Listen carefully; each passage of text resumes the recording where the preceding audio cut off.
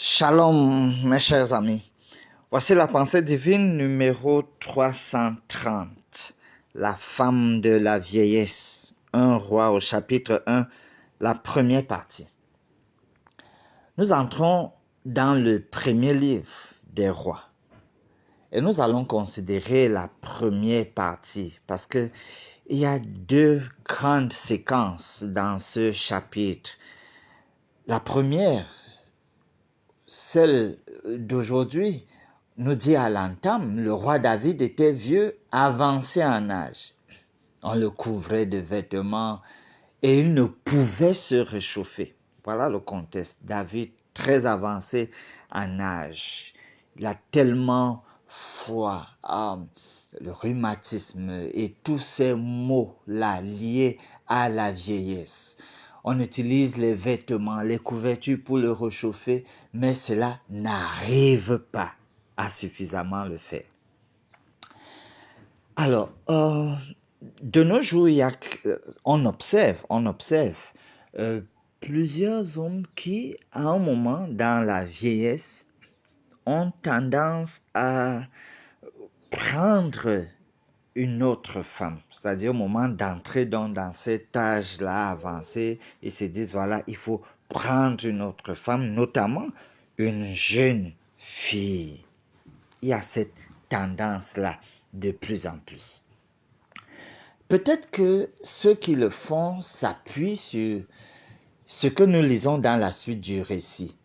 Verset 2. Ses serviteurs lui disent que l'on cherche pour mon Seigneur le roi une jeune fille vierge, qu'elle se tienne devant le roi, qu'elle le soigne et qu'elle couche dans ton sein. Et mon Seigneur le roi se réchauffera. Voilà ce qui est dit. Et le verset 3 nous confirme, voilà, on chercha dans tout le territoire d'Israël une fille jeune et belle. Et on trouva Abishag, la Sunamite, que l'on conduisit auprès du roi. Cette jeune fille était fort belle. Plusieurs vont donc s'arrêter peut-être là et dire, voilà, comme pour justifier qu'il est normal de prendre donc une jeune fille pour quelqu'un qui est très âgé, n'est-ce pas, à la fin, pour que cette jeune fille le réchauffe et autres.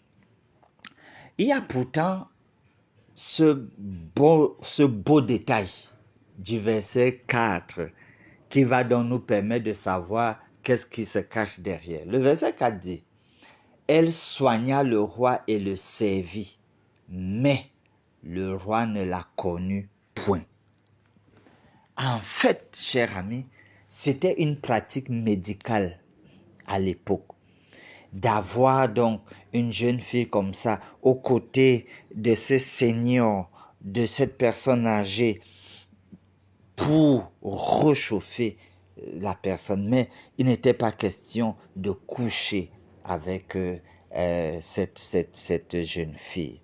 C'était une pratique médicale. Prions.